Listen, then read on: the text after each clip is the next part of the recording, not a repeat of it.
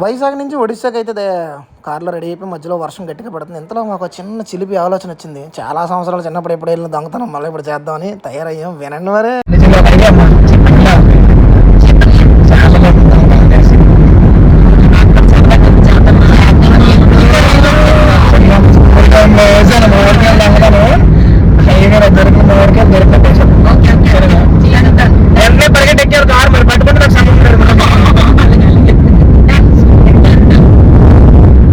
మీరు కార్లో ఉండండి, నేను వెళ్ళి వచ్చేస్తాను. అంతలోకి మామూలు కూడా రెడీ.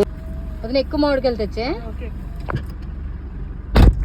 దారిలో దొరికిన చెట్టు నిండా మామిడి పళ్ళు అదిరిపోయి, మరి ఏ పళ్ళు తెలియదు కానీ చాలా కంగారుగా ఫాస్ట్గా పరుగులెట్టానండి.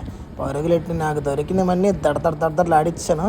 అంతలోకి పక్క నుంచి అరుపులు వినిపిస్తున్నాయి. అంతే ఇంకా చూసుకోండి, చిన్నప్పుడు వచ్చిన కంగారు మళ్ళీ స్టార్ట్ అయ్యి అక్కడ నుంచి పరుగు ముళ్ళు గుచ్చుకున్నాయి. చెల్లెలు తీస్తున్నారు చూడండి బాబు.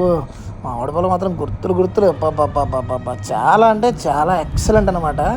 అంటే మాకు కూడా సపరేట్గా ఎంజాయ్మెంట్ ఉంటుంది కదా, బయటికి వెళ్ళినప్పుడే ఎంజాయ్ చేస్తాం. ఇలాగ చూస్తున్నారు కదా నా పరిస్థితి ప్రభావం ఎలాగుందో. మన వరకలే వరకు అంతలోకి అక్కడి నుంచి కేకలేసేస్తున్నారు ఎవరు. ఇంకే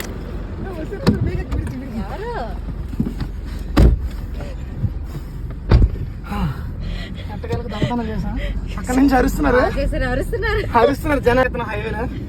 కారు నిండిపోద్ది మామిడికాయలు ఇవాళ. అమ్మ ముళ్ళు మాత్రం దారుణంగా దిగిపోయి. చూడు ముళ్ళు తీయండి.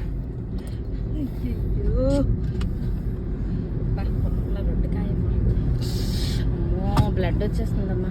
ఎందుకని అంత సాహసం చేసావు? ఇటు తిరుగు. సేవ కరిసేస్తున్నావు పక్క నుంచి. అమ్మో ముళ్ళులేటి ఇలా దిగిపోయి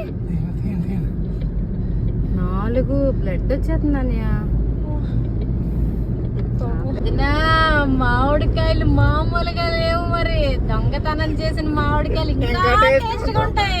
గుండ్రంగా ఉన్నాయి కదా. ఎప్పుడో చిన్నప్పుడు మెమరీస్. ఉప్పు కారం వేసుకొని తింటే అస్సలు అమలు పొద్దు.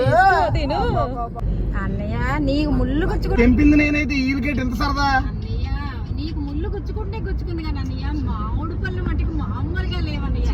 బాగా కనిపించుకొని తెచ్చావు. అన్ని ముళ్ళు గుచ్చుకొని రక్తం వచ్చేలా కష్టపడితే మామిడికాయలు తిని తీలా. ఉప్పు కారం పెట్టుకొని ఆడించేద్దాం. ఇంకో చెట్టు కనిపిస్తుంది రా.